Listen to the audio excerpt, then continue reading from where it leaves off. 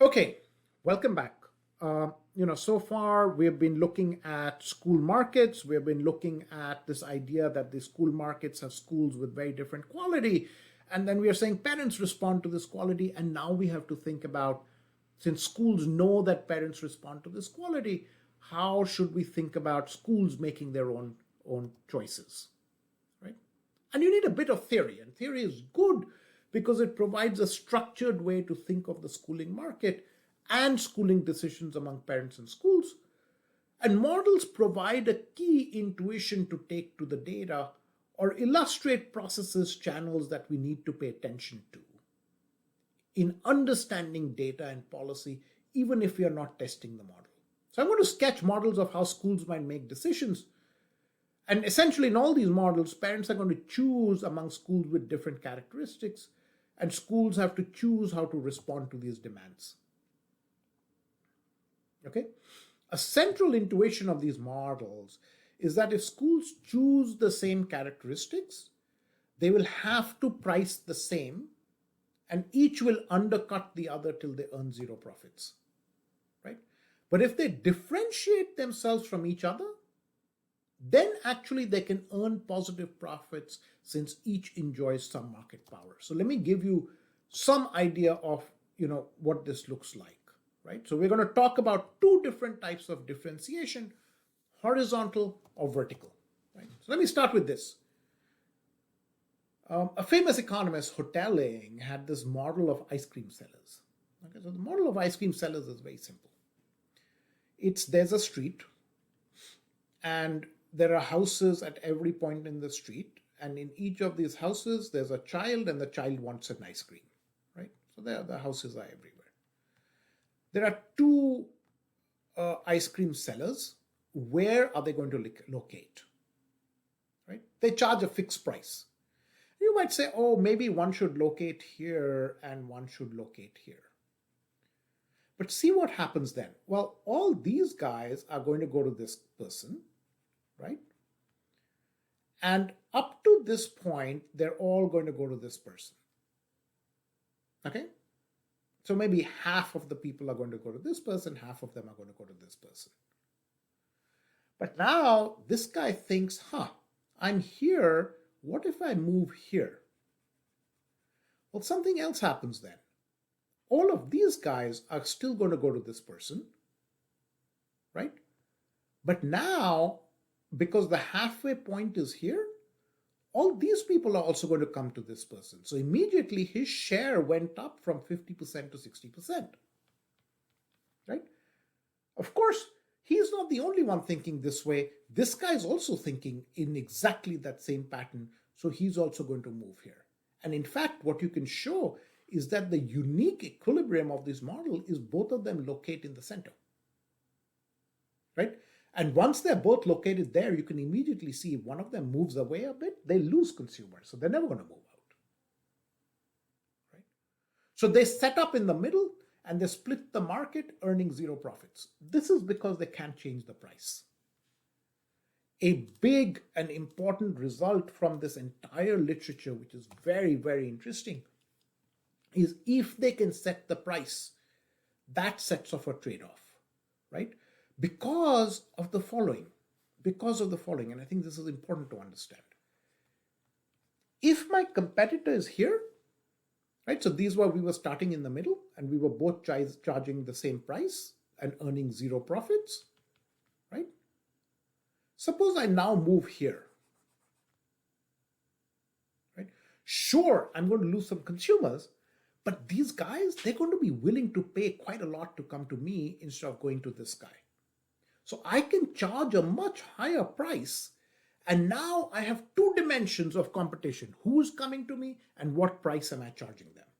And we get an incredible result from all of this technology, which says that now schools will differentiate. So there are two kinds of differentiations we're going to talk about. Well, not talk about, I should tell you about, and then there's some math which you can solve. So even if two schools have the same price, horizontal differentiation is when two schools have the same price. Even if two schools have the same price, different consumers will choose different firms. So for example, Maybe one school is English medium and another is Urdu medium, or one offers arts and another offers computers. Well, they might have the same price. Maybe their fees are both, you know, 500 rupees a month.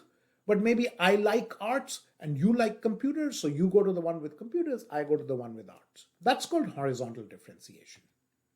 There's another type of differentiation called vertical differentiation, where if two firms charge the same price, but they're vertically differentiated, then everyone will prefer one firm to the other. So think of cars, right? Imagine that Toyota and Mercedes had a car in the market and both of them cost exactly the same. All of us might prefer to go to the Mercedes, right? So you think about vertical differentiation as quality. If both schools charge the same price, but one school is higher quality than the other, then everyone prefers the higher school. Okay? What's the theory?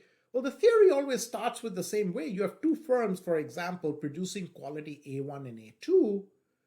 Buyers are going to have some willingness to pay. This is their utility function. So I'm doing a theory of vertical differentiation, and you can see the higher the quality of the firm, the higher the quality of the firm, right? The more for any person, any consumer, the more they're willing to pay for it, right? But also there are consumers with high theta I who are willing to pay more for quality than consumers with low theta I, okay? I won't do the math with you, but once you do the math, it's not very hard to do, and I've set it up all here in case you want to work through it with your professors.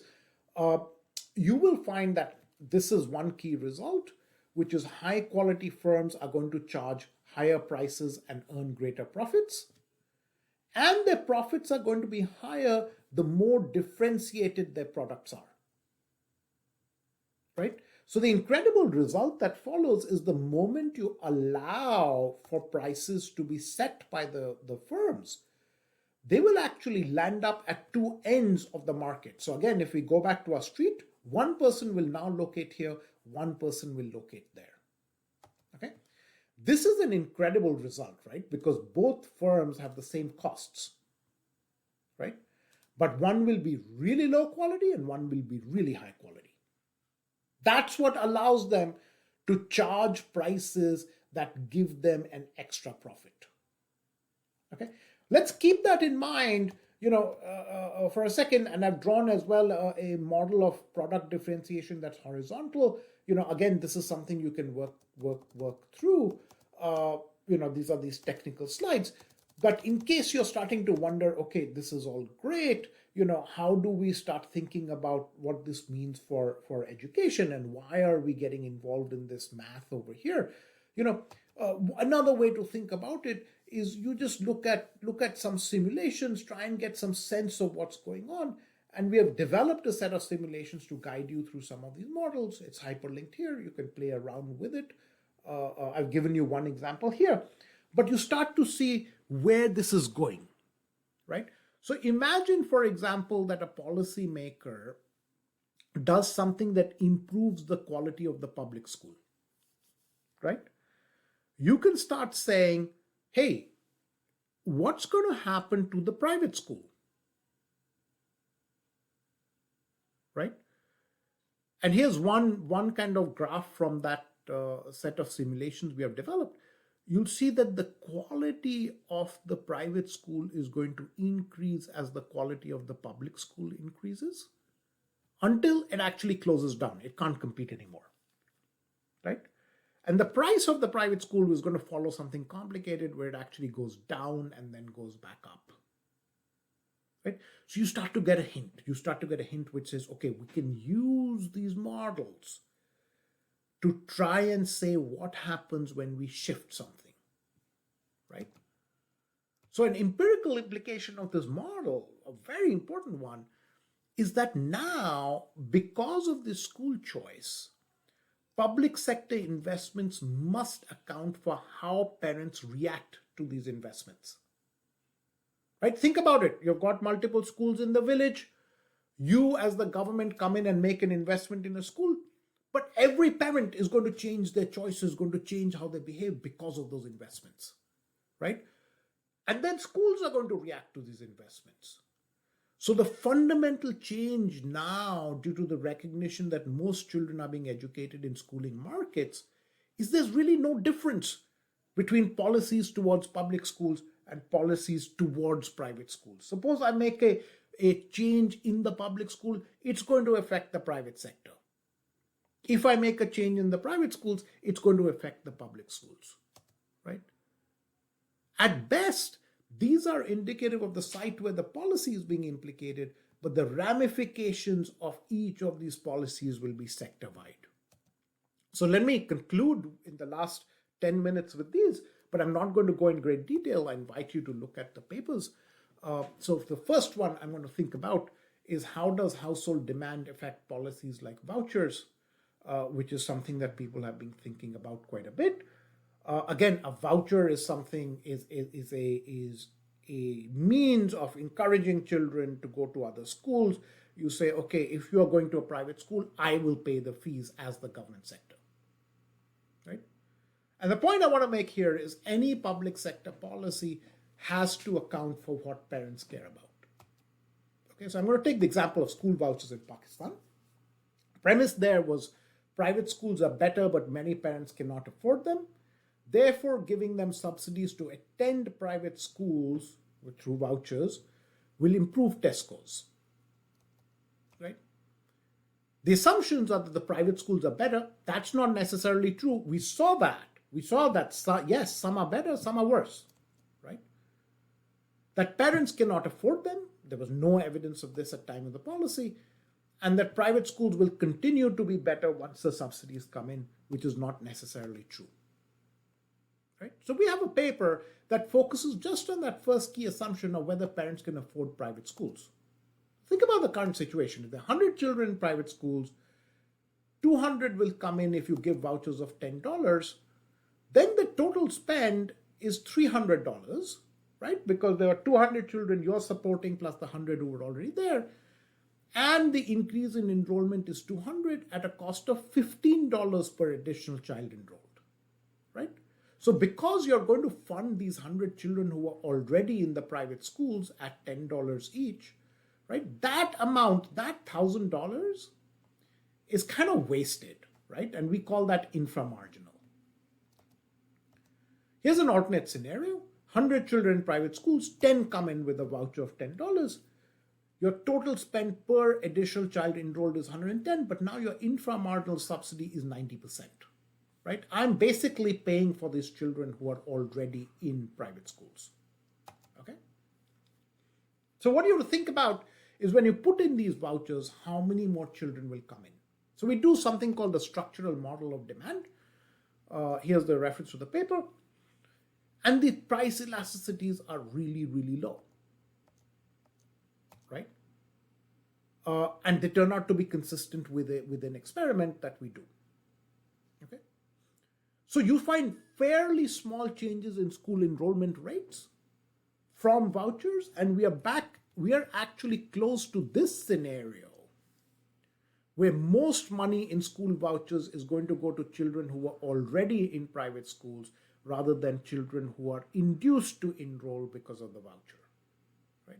So you can start to see that, look, these things are complicated. We need to start, when we do policies, we need to start thinking about what parents care about, what they're willing to pay for, and where they want to go with this stuff, right? So you start to see that the changes in school enrollment rate, yes, some more children come into private schools, public enrollment goes down, but it's not as much as we might think it would be, right?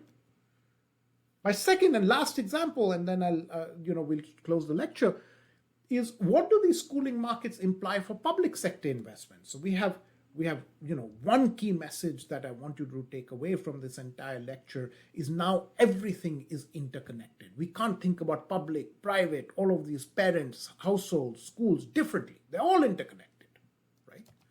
So if we want to study the impact of public sector investments, we have to look at both the school that received the investment as well as others in the same market. Now, key problem with these kinds of studies is that when children move across schools, it's very difficult to separate the school from the household responses. Are we seeing higher test scores with public sector investments in school A because of the investments, or because the composition of children changed, right? And we've been doing some studies to look at this using a technique that we call market level randomizations, right? So I'm going to discuss this paper again with Tahir, Asim, Natalie, and Noreen Karachiwala that showcases this idea. So here's the idea, right? Here are the villages in Leaps. I'm going to divide them into two groups. Group one is what we call control. They will just continue as they do. In group two villages, I'm going to put in a new regime. And that might change the entire school system, right? It might be that schools close down. It might be that children move from one school to another. It might be that schools improve. Anything can happen. But the idea is I am now not changing a school. I'm changing the entire village, right? So one example we do is we give money, the government gave money and we evaluate giving money to public schools in some villages, but not others, right? Here's that experiment. As you see, in the treatment villages, the amount of money went up, right? And this difference in money amounts is what we are going to evaluate. So this is the regression. We look at a bunch of different things. First important thing is that money to public schools has a fairly large impact on test scores, right? It's about 0.18, 0.19 standard deviations. Okay. Here's the second interesting thing. It improves the public schools and it improves the private schools. Private schools were not targeted, right? The money only went to public schools. But what happened? Private schools realized that if they don't change, they're going to lose children. So they started investing as well, right? This is so important because without these private school investments, the cost effectiveness of this policy is much lower, right? So we show that failing to measure the private school spillovers would underestimate the cost effectiveness by 46%. This is the point that I want to make again and again. Look, the first point is there are schooling markets. Schooling markets have many, many schools now. Stop thinking about a single school in a village. Point number two, there are many schools in a village. They're all different. I've shown you the quality of these schools are different. The quality of public schools varies a lot. The quality of private schools varies a lot. Parents recognize these differences, especially for private schools, and they act upon them. So start thinking about what policies we have to put in place here.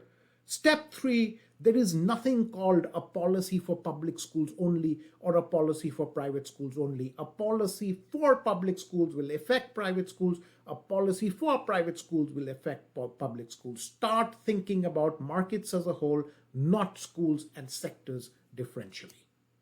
Is this a universal result? No. Right? Will it always be that if I improve in the public sector, the private will improve? Well, to some extent, but if you improve the public sector a lot, the private school sector might shut down, right? And these are papers, there are other papers that show these kinds of results, right? So, we don't know exactly what will happen, but it's very important now to realize that we need to track all of these and think about all of these as policies come around, right? So let me now conclude.